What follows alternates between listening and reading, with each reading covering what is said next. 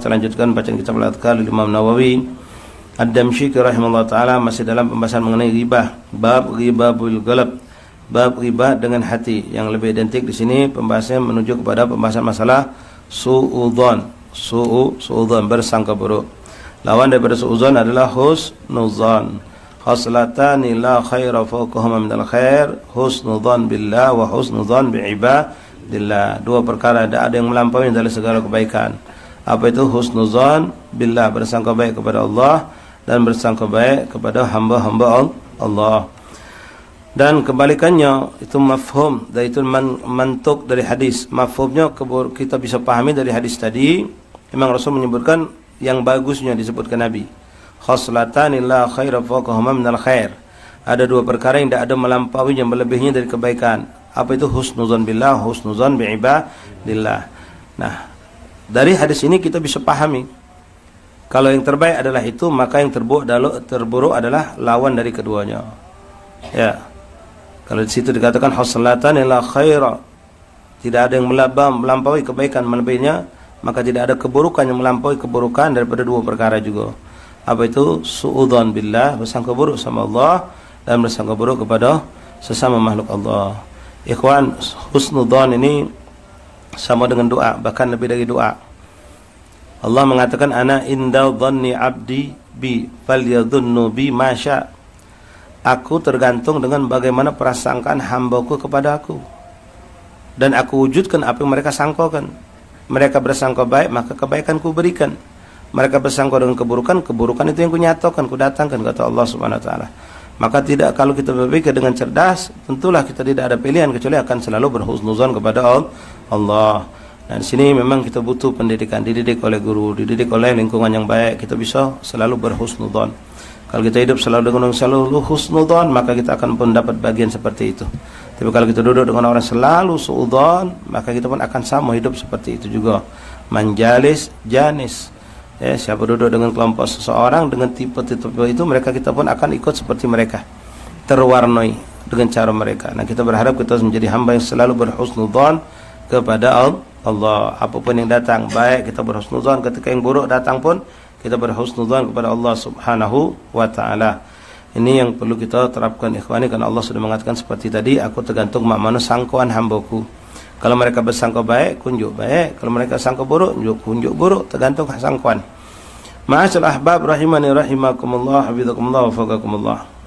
Di sini sampai kita pembahasan tentang apa yang dituangkan Imam Nawawi menukil dari ucapan Imam Ghazali rahimahullah ta'ala dalam kitab Ihya Ulumuddin. Bismillahirrahmanirrahim. Alhamdulillah rabbil alamin. Allahumma salli wa sallim ala sayyidina Muhammad wa ala ali Muhammad. Qala Imam Nawawi rahimahullah ta'ala ila Qal Imam Abu Hamid Al-Ghazali fil Ihya.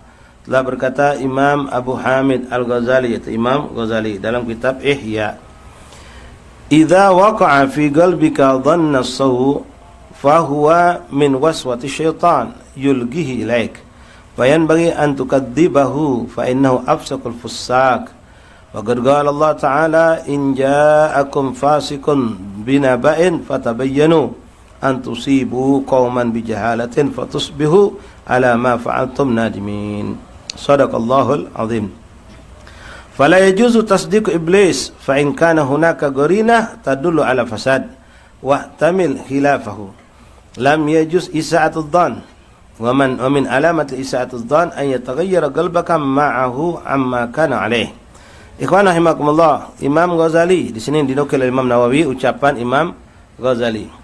Imam Ghazali Abu Hamid Muhammad bin Muhammad Al-Ghazali At-Tusi rahimahullah ta'ala dalam kitab Ihya menyatakan, idza waqa'a fi qalbika dhann, kalau terlintas di dirimu, di hatimu ada sangkaan, prasangkaan yang buruk, suudzon, fahuwa min waswasi syaitan, ketahuilah itu datangnya dari bisikan syaitan. Bisikan syaitan yang menanamkan di pikiran hati kita bersangka buruk, sehingga kita bersangka buruk dengan seseorang atau dengan satu hal, kita bersangka buruk. Itu tidak akan datang kecuali lewat syaitan, lewat iblis atau syaitan yang masuk ke hati kita, melintaskan dalam pikiran kita. Nah, memang ini kadang-kadang ikhwan rahimakumullah, nyampe membuat kita tadi itu bukan langsung setan masuk, tapi ada wasilah. Kadang-kadang wasilah itu manusia. Kadang-kadang wasilah manusia yang sudah nyampe ke bocoran buat kita. Hati-hati. si fulan itu galak macam ini. Besok caknya nak main tempat kamu dia tu. Mulai kita. Pas benar dan besok datang si fulan tadi, diinjok kabarnya si fulan tu galak macam mana. Tak nyampe, kita langsung suudzon sama orang tersebut. Ada sudah masukkan dulu seperti ini. Nah, ini bahaya. Kadang-kadang ada orang yang sengaja menyebar fitnah atau namimah, sehingga kita akhirnya yang tadinya bersih hubungan dengan seseorang, tidak ada sesuatu yang buruk, karena temakan, ini syaitan hakikatnya, lewat manusia tadi, akhirnya pas orang itu datang, subhanallah, langsung berubah kita. Biasanya kita, Masya Allah, senang, tengok dia datang, kita sambut, senyum, kita kosong, tidak ada satu yang buruk. Karena sudah ada masuk tadi itu, doktrinan, masuk info-info yang buruk tentang si fulan tadi, sehingga pas dia datang, biasanya nyingok dia di depan, kita langsung tegak. Ini masih duduk dulu kita. Sampai dia pagak datang, baru kita nyebut, ahlan, apa kabar? Sehat. Biasanya, ahlan, wa sahlan, Masya Allah. Subhanallah, ini orang berarti sudah kena suudzon. Sudah kena penyakit suudzon tadi. Nah, harus kita lawan. Ikhwani rahimakumullah, kata beliau, potong. Kenapa? Itu bisikan syaitan. Syaitan tidak boleh kau patuhi. Syaitan itu tidak boleh dipatuhi. Beliau bawakan, kenapa syaitan itu fayan bagi antukat dibahu. Ketika datang bisikan itu lintasan datang dewek atau lewat nenge uji wong. Ya kadang-kadang itu nenge tidak sengaja. Kadang nenge memang didatang ruang info tentang suatu yang membuat kita suudzon tadi itu. Maka hendaklah engkau jangan percayai, kau dustai itu, harus kau lawan, kau bantah, kau buang, jangan kau terima, apalagi kau pendamkan dan dikembangkan pula. Na'udzubillah min dzalik. Kenapa? Itu datangnya dari syaitan. Dan syaitan itu fa'inu afsakul fusak, paling fasiknya hamba Allah syaitan. Paling durhakanya hamba Allah syaitan. Tidak ada yang melebihi dia. Syaitan itu paling fasiknya. Dan Allah mengingatkan kepada kita tentang masalah bisikan atau kabar-kabar ini. Kabar-kabar itu harus kita tabayun. Jangan kita langsung apalagi kita langsung terima dan kita kembang ke pula. Kadang-kadang subhanallah, syaitan ini pintar. Bukan cuma si A ngomong gitu. Si A ngomong tidak lama lagi si B datang pula ngomong megap dulu tentang ini, nambah kuat, kuat. Ini kadang-kadang setan itu memang dibikinnya, dia ada antek-anteknya. Jangan sampai kita jadi antek-antek syaitan. Ya, kita pengen jadi pasukannya Allah Rasul SAW. Nah, di sini Allah berfirman, A'udzubillahi minasyaitonirrajim. In ja'akum fasikun binaba'in fatabayyanu. Kalau datang kepadamu orang-orang fasik, kalau sudah wong nyebarkan keburukan, itu fasik. Muglah di berkopiah putih, baju putih, walaupun dia aja di majelis. Kalau sudah babnya masuk bab riba, menyebutkan tentang keburukan orang, itu orang fasik. Fasik artinya orang pendosa. Nah, paling buruknya hamba Allah yang fasik itu syaitan. Di sini Allah menjelaskan, in ja'akum fasikun binaba'in fatabayyanu. Kalau datang kepada kalian orang-orang fasik menyebarkan satu berita tentang suatu cerita, jangan langsung diterima. Baik berhubungan dengan diri kita ataupun berhubungan dengan orang lain. Kenapa? Fatabayyanu, tabayyun dulu, cari tahu benar apa tidak. Cari tahu benar apa tidak. Kadang-kadang na'udzubillah ada orang-orang yang memang hasut sama dia. Dan dia itu dekat sama kita. Dia pengen pisahkannya kita sama kawan kita tadi itu. Disebarkannya lah fitnah, dibuatkannya namimah. Nah, di situ ketika kita lalai, kita nerima dengan gampang, di situ kita akan nyesal ujungnya. Kenapa? Wong yang baik ini akan hilang dari kita. Wong ini baik, dia lurus, dia kita percaya selama ini. Karena ada masuk wong yang hasut, antara hubungan kita ini baik ini, ada wong yang ketiga yang hasut, kadang-kadang dia sebar ke fitnah. Dibikinnya biar kita ini bersangka buruk sama wong tadi. Kadang-kadang pintar mereka itu, dibikinnya biar kita ini percaya. Bahkan kadang-kadang mereka seperti yang kami sampaikan, memang kong kali kong, ada dua sisi, bukannya masih kok.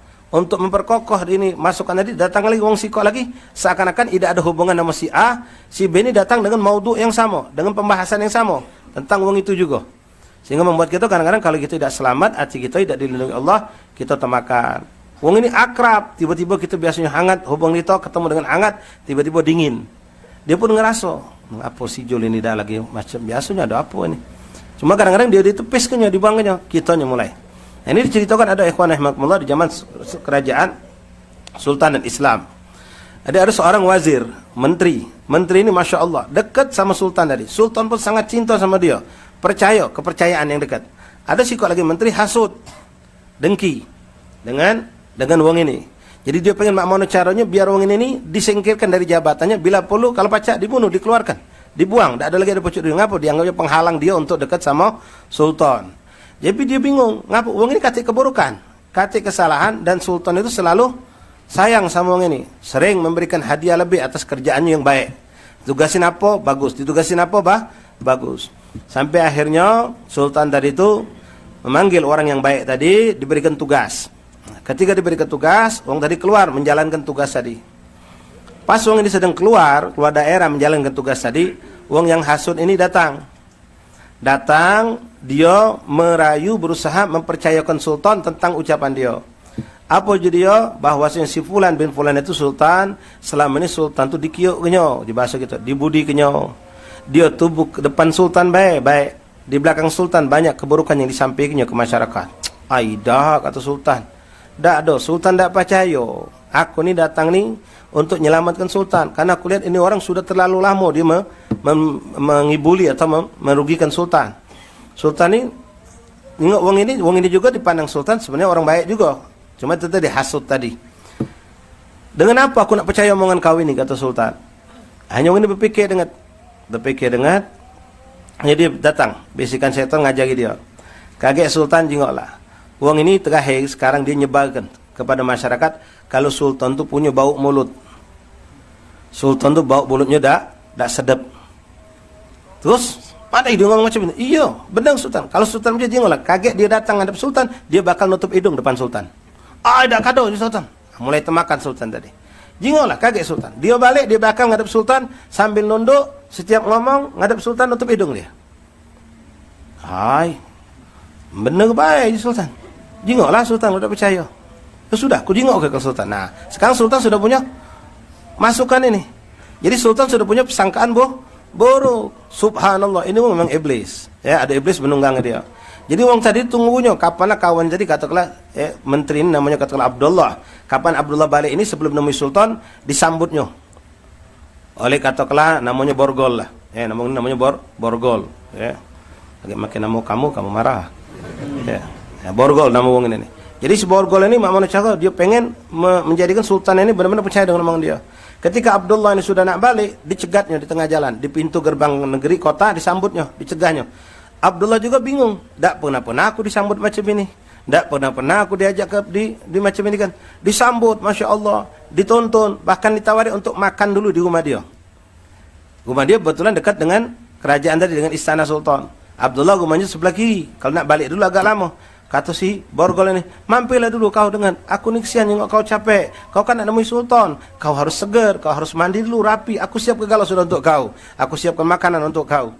Ini wong subhanallah husnudzon ikhwan. Husnudzon sama wong ini. Oh, yang kebaiknya wong ini. Masya Allah. Dia nawari aku, mari aku nak nolak kebaikan ini. Ini wong soleh. Hanya dia sudah nurut. Mampirlah ke rumah si Fulan tadi. Lalu sampai di situ suruhnya mandi dulu. Mandi, disiapkannya baju. Masya Allah, alang kebaiknya. Selama ini aku tak nyangka. Dia ini sebaik ini katanya si Borgol ini. Ya. Subhanallah husnudzon. Dah selesai, mandi sudah rapi, sugon ke makanan. Makanan yang disuguhkannya, yang dibentuknya makanan semuanya yang berbau. Uji bakso kita di sini, kalau di sini jengkol, jering, peti, segala macam saudara-saudaranya itu. Yang berbau-bau ini bentuknya. Makanlah kau nah, ini aku masak untuk kau nian. Kawan ni, ya Allah, makan ini aku ni dah pacak, ini berbau galau ini makanan ini. Tapi dia merayu, aku tahan susah payah masak ini untuk kau, biar kau menikmatinya. Ini ada daging, tapi daging di selipnya ada juga campur. Ya peti je kita ni kan, campur jengkol, campur segala macam yang berbau-bau tadi. Saking husnudzon dia tadi, ya sudahlah nyenang hati sohibul bait, kesian lah masak. Makan dia. Makan, nambah lagi, tambah lagi. Juga dia sambal jengkol, tambah lagi. Ya, nambah lagi, makan lagi dia. Sudah jadilah kenyang. Tidak, kau tu biar segar katanya. Bentuknya lagi minuman, pokoknya sebuah yang berbau.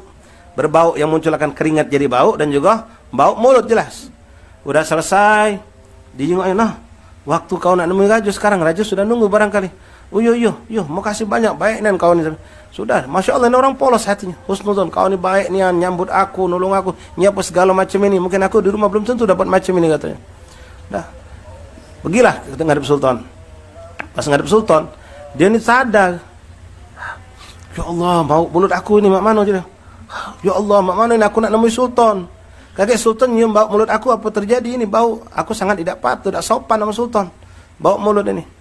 Jadi mak mana? Pas dia jalan sudah sampai depan pintu gerbang, ketemu seorang pengawal. Nah, kau ditunggu sultan katanya. Wahai Abdullah, katakanlah namanya Abdullah, kau ditunggu sultan, ngapa kau terlambat? Iya, aku tadi tu mampir tu tempat seorang daripada saudaraku katanya. Cepatlah masuk kau. Pas masuk dia tadi kebingungan. Pas ngadep sultan, mak mana sikap sultan sekarang? Apa seperti kemarin? Tidak. Sultan sudah ada masukan waswi syaitan tadi.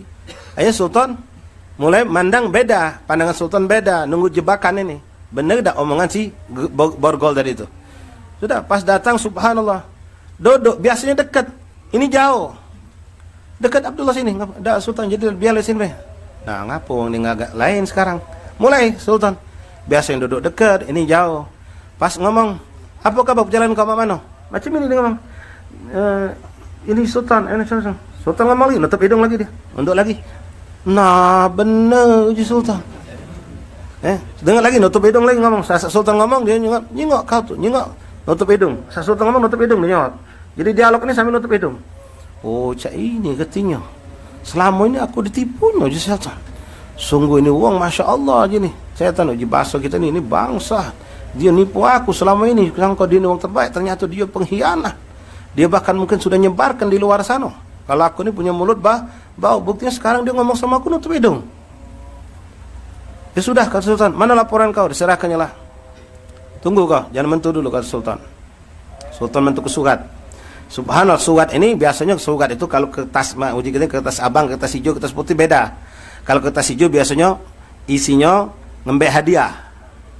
Ngembek hadiah. Nah, ngembek hadiah. Uji kita ini surat apa rekomendasi untuk ngembek hadiah di Baitul Mal, misalnya di tempat keuangan lah, apa bendahara kerajaan. Sultan ini nak nulis surat di kertas merah. Kalau kertas merah biasanya isinya kali tidak penjaga ke cambuk atau bunuh isinya. Perintah sultan tentang itu. Iman nyugong bunuh, disuruh bunuh atau disuruh penjaga atau disuruh njuk hukuman. Surat itu dikirim dengan uang itu dewek biasanya ngawaknya. Jadi subhanallah, pas hari itu kertas abang tidak katik. Jadi sultannya ke sama hati, ada kertas hijau, saking tak sabar sultan yang ngaso dibudikan, ngaso dikiok sama ini, kertas hijau itulah tulis sultan. Nyuruh kepada Al-Gojo, jika kita Menhan Kam, uang yang bawa surat ini tolong dipenggal lehernya. Karena dia pengkhianat Gajo. Penggal leher uang yang bawa surat ini. Hamba Allah nih, husnuzon bayar dia. Nunduk dia, pas nengok dia paham. Kalau kertas hijau itu hadiah, kalau kertas merah itu hukumnya ukubah, ima dibunuh atau dipenjara atau dihukum apa. Sudah, subhanallah, sultan nulis. Nah, bawa ini. Ada temi sepulan kata Gajo. Nyok kita sejuk, masya Allah, alhamdulillah. Berarti gawe aku terima Gajo ni jadi. Gawe aku ni laporan aku terima Gajo. Aku bakal dapat hadiah. Memang sering begitu dia dapat hadiah dari Gajo tadi. Senanglah dia. Yang kawan tadi tu nunggulah di luar. Apalah bakal terjadi. Yang jelas pasti kejadiannya seperti yang dia harapkan. Benar yang terjadi dalam seperti yang diharapkan. Pas keluar, subhanallah, hamba Allah ni dengan keadaan senyum-senyum senang. Nama mana kau? Sudah alhamdulillah, terima aja, sudah terima. Bahkan aku dapat ini, alhamdulillah aja. Terkejut kawannya. No. Dapat hadiah. Dapat hadiah. Nah, wong saking hasutnya tadi itu, dia berusaha pula ngambil hadiah ini. Jadi dia ngomong sama Abdullah, ya Abdullah, kau kan masih capek. Kau baliklah dulu ke rumah, biarlah aku ngambilkan hadiah ini untuk kau. Biarlah aku ngambilkan hadiah ini untuk kau. Tak, biarlah aku ngambil duit. Tak, kau capek, kau istirahat dulu. Subhanallah, Abdullah ini husnudzan hebat ikhwan. Alangkah baiknya borgol ini. Alangkah baiknya sampai untuk ngambil hadiah pun dia tak pengen aku capek, suruh istirahat. Ya sudah gawaklah, lajulah aja. Sudah. Hamba Allah ini senanglah dia. Dia pikir bakal dapat hadiah ini. Ya, hadiah ini paling dia pacak berbagi atau apa. Gawaknya. Pas nemulah pada uang yang dituju tadi itu, buka, biasanya nunggu kan macam ni. Pas dibuka, kaget dia. Surat ni hijau isinya, tapi ini jelas cap stempel Gajo dan tantangan Gajo. Kepada pengawal fulan, aku perintahkan kepadamu untuk memenggal leher uang yang bawa surat ini. Sallu ala Nabi. Uang husnuzan itu jamil ihdan, cantik. Uang yang suudon, yang hasud, dan gitulah hasilnya. Pas sudah selesai, tutupnya oleh pengawal tadi, Al-Gojo tadi. Pengawal, tangkap ini uang, pegang. Wah, langsung pegang. Woi, ngapu aku, ngapu aku. Gawak dia ke tempat eksekusi. Ngapu aku, dah ngapu. Ini surat dari Gajo. Kau bawa surat ini kan? Iya, aku bawa surat. Kau bisa baca ini? Kejut dia, terlesu, terlemes. Isinya apa? Penggal leher kau ngawak surat ini. Oh, itu bukan aku, itu untuk si Fulan aja. Tak kacik cerita aja aja. Yang ngawak surat ini kau. Yang ngawak surat ini kau. Sudah ikhwan. Yang itu jadi apa? Penggal leher. Nah, ketika terjadi penggelehan ini, heboh di luar. Gajah juga bingung. Pas Gajah keluar, ketemu sama Abdullah. Nah, Abdullah, masih hidup kau? Masih hidup kau? Ngapa Gajah? Alhamdulillah aku sehat walafiat. Aku masih hidup sehat walafiat. Bukankah kau kunjuk surat kemarin? Iya. Terus surat itu kau sampai ke tak? Aku nak nyampe ke Gajah. Tapi sampai tengah jalan bogol ngembeknya. Dia nak nyerahkannya. Aku jangan. Tapi masih dia tu lah maksa ke. Subhanallah Gajah. Langsung berubah Gajah tadi. Jadi kau tidak ngantar ke surat? Tidak. Si bogol. Terus mana kapal bogol tadi. Ya aku dengar sudah dieksekusi Gajah. Berdasarkan surat Gajah tu lah sudah dibunuh, dipenggal ya. Subhanallah Gajah. Bingung Gajah. Apa macam ini? Hanya Gajah penasaran. Inilah tabayun terlambat tapi. Tabayunnya terlambat. Dipanggil Gajah, Abdullah sini katanya. Aku minta maaf, aku nak nanya. Kenapa kemarin kau waktu laporan sama aku, sikap kau beda? Beda pertama, kau dah galak duduk dekat aku. Kedua, kau ketika aku ngomong sama kau nutup hidung. Nutup mulut, nutup hidung. Ya Allah Gajah, minta maaf dengan Gajah. Bukan aku tu sengaja bersikap macam itu. Akhirnya dicerita kelak. Waktu dia balik sampai di pintu gerbang, disambut oleh si Borgol. Si Borgol tadi ngajak mampir ke rumahnya, makan, dinjuk, makan macam ni. Gajah dengar itu ngangguk kepala. La ilaha illallah, subhanallah Gajah. Jaza'al hasanah bil hasanah. Jaza'al sayyi'ah bis sayyi'ah. Balasan untuk kebaikan dengan kebaikan. Balasan keburukan dengan keburukan. Dengan saya itu nangis Gajah, minta maaf. Ya Allah, Gajah, aku suudzon sama kau. Aku bersangka buruk sama kau. Aku termakan omongan si Borgol, tapi dia pantas menerima hukuman itu. Karena dia telah menfitnah. Al-fitnah itu asyaddu minal qatl. Lebih buruk daripada membunuh. Wahagada ikhwan. Jadi butuh tabayyun, mencari kejelasan. Nah, di sini juga nasihat buat diri kami, kita juga galau-galau ikhwan. Kita juga disuruh Rasulullah SAW mengatakan ittaqi mawaqif ittiham. Atau kama qala sallallahu alaihi wasallam. Menjauhilah kamu dari suatu tempat atau suatu keadaan yang membuat wong nak bersangka buruk sama kamu. Jadi jangan kita ni membuat orang akhirnya bersangka buruk dengan sikap kita, dengan suatu perbuatan kita, atau kita berada di suatu tempat yang wong tadi tu tak pacak kita nyalakannya. Kalau wong akhirnya suudzon sama kita. Misalnya baik. Ada tempat di situ ya banyak anak-anak narkoba, misalnya baik. Inti ada jalan lain yang lebih cantik, yang sepi, tak kati urusan dengan yang seperti ini. Dulu kita naudzubillah min dzalik, misal ini dari cerita ya. Dulu kita ini memang pernah tersentuh dengan narkoba. Lalu kita sudah sadar, sudah tobat, bahkan kita sudah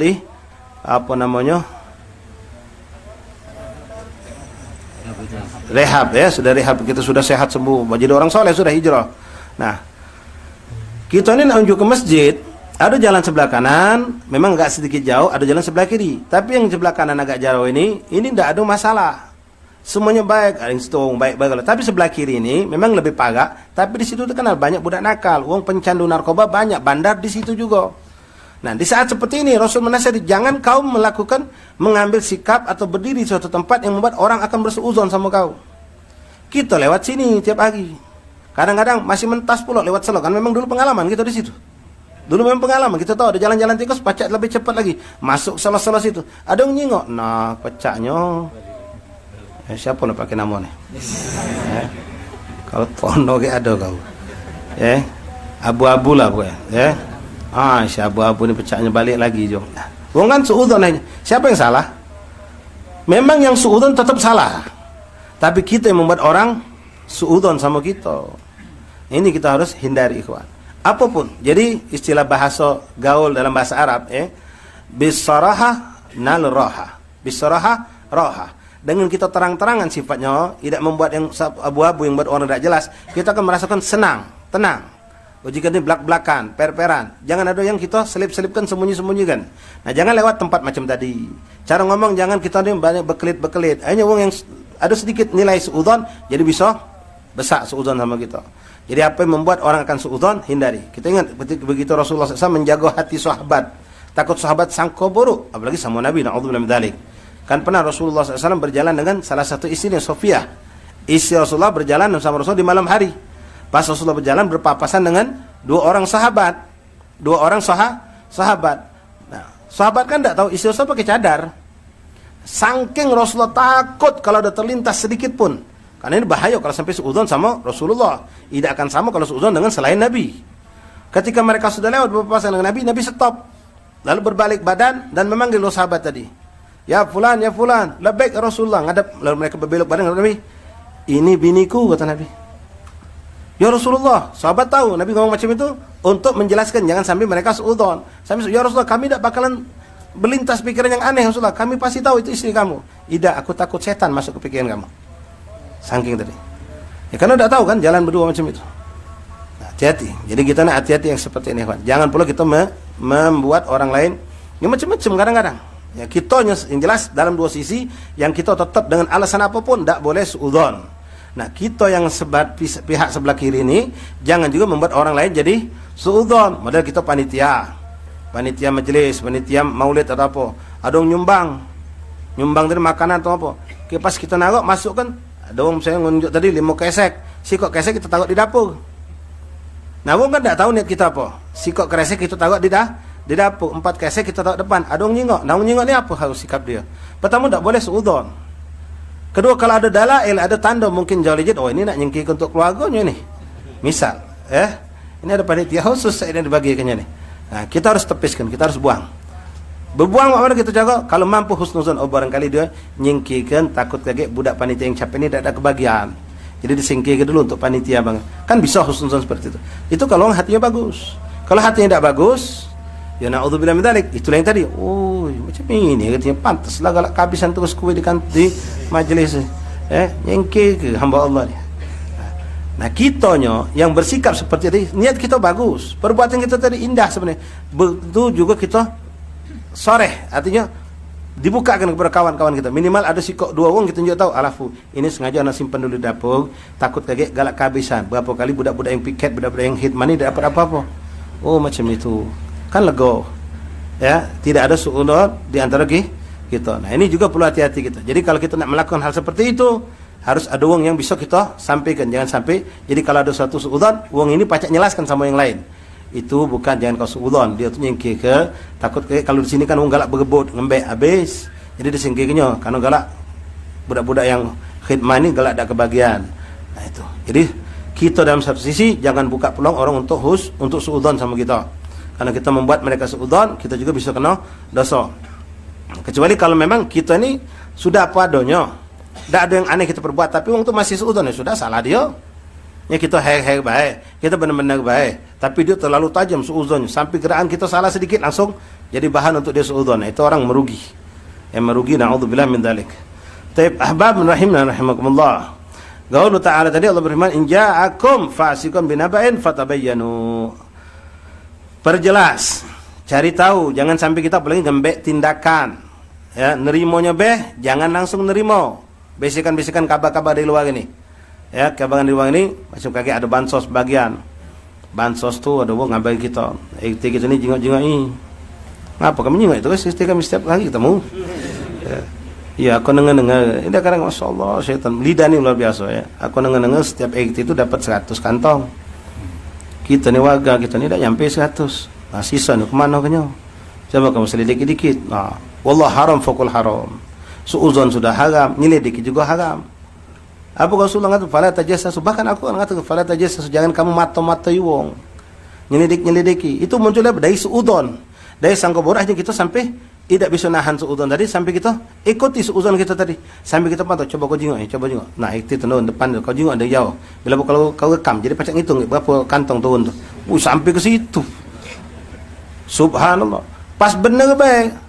Subhanallah, pas sudah selesai masuk rumah Pak Ikti tadi, dengar lagi ada becak datang. Becak datang, Pak Ikti menentu ke 20 kantong. Nah, benar tak? Dia punya keluar 20 kantong. Padahal 20 kantong ini Ikti itu lain, yang 100 masih ada di biliknya. 20 kantong Ikti nyiap kerewek untuk keluarganya. Kita suudzon. Sampai kita tadi itu muat kelompok nak demo di rumah Ikti tadi. Ada yang macam itu kan? Sampai datang masih nyending-nyending di ulangga, di sending. Minagi sago gitu.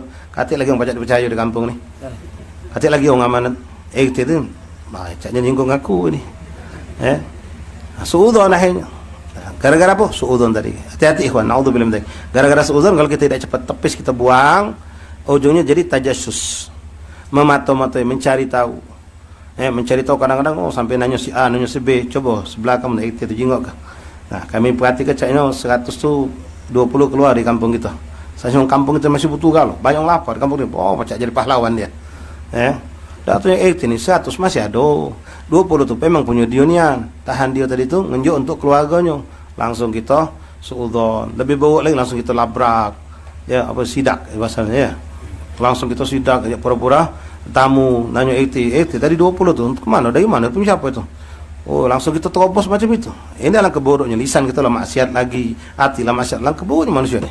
Gara-gara pertama dari mana? Suudzon tadi. La ilaha illallah Muhammad Rasulullah. Nah, 80-nya tadi juga misal, dia juga jangan sampai kalau pacak biar orang tidak suudzon, kantongnya tu jangan sama dengan kantong dari bansos. Bansos ada mereknya, bansos. Kau kirim 20 kantong ni pakai kantong Alfamart, Indomaret, 121 mat misalnya baik. Tapi kalau suudzon tetap pintarnya kantongnya digantinya. Wallahi wah. Kalau sudah hatinya kotor, sudah kesumat di hatinya suudzon, sampai macam itu dia. Padahal itu sudah insyaallah menyelamatkan biar umat tidak suudzon. Dia tahan kantong lain yang punya penyakit hati gimana? Pintar licik nian ketika itu. Kantong diganti dia. Subhanallah. La haula wala quwata illa billahil aliyil azim. Ya Allah tahhir qulubana. Ya Rabb, mudah-mudahan berkat majlis, berkat doa orang soleh hati kita dijaga Allah. Dibersihkan Allah. Ngeri ikhwan. Sampai ada orang suudzon sama guru, suudzon sama orang tua. Ada yang seperti itu. Ini sudah paling parah. Naudzubillah, suudzon sama orang-orang soleh, suudzon dengan para ulama, sama ustaz, sama orang tua. Ini mengerikan, sangat mengerikan. Antum masih ingat ya, kaidah ulama kita, suudzon sama orang baik itu paling buruknya manusia. Kalau nanti suudzon dengan orang buruk itu pantas, walaupun tidak boleh. Tapi kalau nanti suudzon sama orang baik itu paling buruknya. Kalau nanti husnuzon dengan orang baik itu bagus. Tapi lebih hebat kalau nanti bisa husnuzon dengan orang yang tidak baik, itu bisa husnuzon sama mereka, itu yang lebih cantik. La ilaha illallah Muhammad Rasulullah SAW. Tapi fala yajuzu tasdiqu iblis. Kau tahu yang menyebarkan itu iblis. Iblis itu yang paling fasik. Maka fatabayyanu, carilah dulu kejelasan. Cara mencari jelasan memang cara mencari ini, bukan kita mentahqiq, menguatkan apa yang sudah kita dapat dari, untuk memastikan benar nian apa, bukan membenarkan kesalahan, bukan, tapi mencari tahu. Cara mencari tahu dengan cara yang baik, dengan cara yang hati-hati sehingga tidak tersebar fitnah. Kenapa Allah menjelaskan kalau kamu tidak tabayun, kamu langsung menerima apa yang datang dari orang fasik itu, antusibu qauman bijahalatin, akan menimpa pada kaum yang mereka dengan kebodohan tadi, tidak mau tabayun, menerima bisikan-bisikan dari luar tadi, fatusbihu ala ma fa'altum nadimin, akhirnya mereka akan menyesal. Akan menyesal. Macam tadi saya gambarkan tadi itu. Ya untung Allah takdirkan si borgol tadi mati. Ya, si Abdullah yang salah. Coba kalau Abdullah memang terbunuh. Abdullah orang kepercayaan dia, wong yang dia sayang, yang dekat, yang mana dia ngerasa Abdullah ini begitu, termasuklah satu menteri yang paling nomor 1. Karena ditemakan tadi saat sampai Abdullah benar-benar terbunuh, ada kertas merah. Apa yang terjadi? Sadaqallah, akan nyesal tu raja. Pasti akan muncul, yang hak itu akan nampak. Kejadian ini akan dijelaskan oleh Allah. Pasti tahu, ketika sudah tahu, nyesal. Ujungnya nyesal. Kalau kita tidak tabayun dulu, makanya harus tabayun ikhwan. Ya, apalagi berita-berita hoak tuh kami yang suka, ya, cepatnya. Ya langsung, wah, memang wallahi zaman ini zaman wallah fitnah luar biasa. Semua kita termasuk saya juga didorong untuk suudzon dengan pemerintah, suudzon dengan keadaan sekarang, suudzon dengan, walaupun mungkin yang kita dzon tadi memang ada, benar. Tapi itu akan mengotori hati kita, pikiran kita. Nah, di sini mungkin perlu kami sampaikan, ikhwan rahimakumullah, ada beda tipis antara ihtiyat dengan suudzon. Ihtiyat itu kehati-hatian. Suudzon. Nah, kalau gambarannya boleh jadi mirip. Kehati-hatian kita nih, misal kita lagi banyak barang di depan situ. Di depan situ banyak barang tumpuk. Sedangkan ini jalan banyak wong lalu lalang, wong luar. Wong yang berhati-hati, masya Allah, ngapa barang di situ? Tutup. Ngapa? Be aman be, ya. Barang itu di situ kaki wong lewat tak sengaja ada yang tertendang, kena dong tidak terpikir bawa jadi terpikir ngembe. Dah apa ihtiyat tutup. Tapi kalau suudzon lain, wong suudzon tadi dia tidak ada nutup, dia tidak nyelamat barang, tapi ditunggunya. Ditunggunya. Ada orang lewat, barang tidak sikingnya, pintu tidak ditutupnya. Tadi biarnya. Nah, orang yang nutup pintu tadi bukan suudzon. Itu menjaga keamanan. Al-wiqayah khairun minal ilat pencegahan itu lebih afdal daripada sekarang masalah vaksin misalnya baik. Ya, daripada inti suudzon, sudah inti jangan vaksin.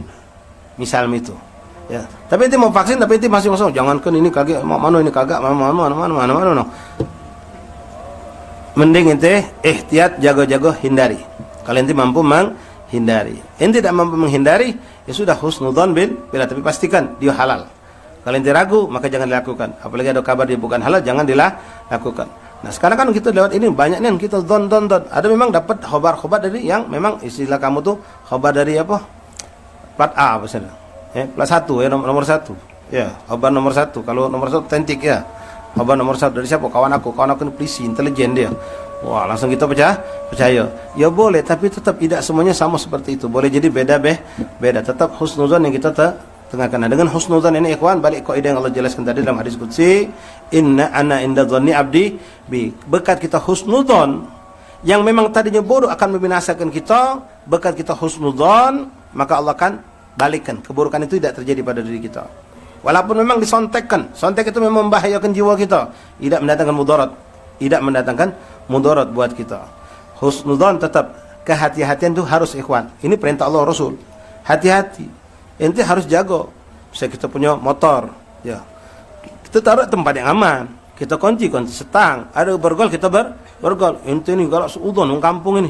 Sampai takut tanian kau nih. Bukan aku suudzon dengan orang kampung ini. Tapi ini sunnah yang dijalankan oleh Rasul. Justru dengan ini aku tidak mau suudzon sama orang kampung ini. Motor aku taruh tempat yang aman, aku kunci setang, aku pasang gembok pula. Nah, wong yang suudzon tadi nyangka kita suudzon. Kau di samping macam suudzon, kan sangka buruk semua kampung, takut dipaling apa? Bukan. Helm kita bawa, misalnya helm tadi kita jaga, taruh di tempat yang aman atau kita ikat dengan cara yang aman. Ini ihtiyat, bukan kita suudzon sama orang bakal maling, tapi ini suatu yang disunnahkan Rasulullah untuk menjaga. Jadi harus kita bisa bedakan. Nah, ketika kita melakukan sesuatu tadi, kita tanya, aku nih landasan aku nih suudzon apa ihtiyat? Kalau landasan aku ihtiyat, ngembok rumah, ngunci pagar, itu ihtiyat. Bukan kita suudzon sama yang lewat bakal masuk, bakal maling. Karena doang sedikit suudzon. Apalagi zaman sekarang ikhwan, Masya Allah. Zaman CCTV ini, banyak orang punya penyakit suudzon.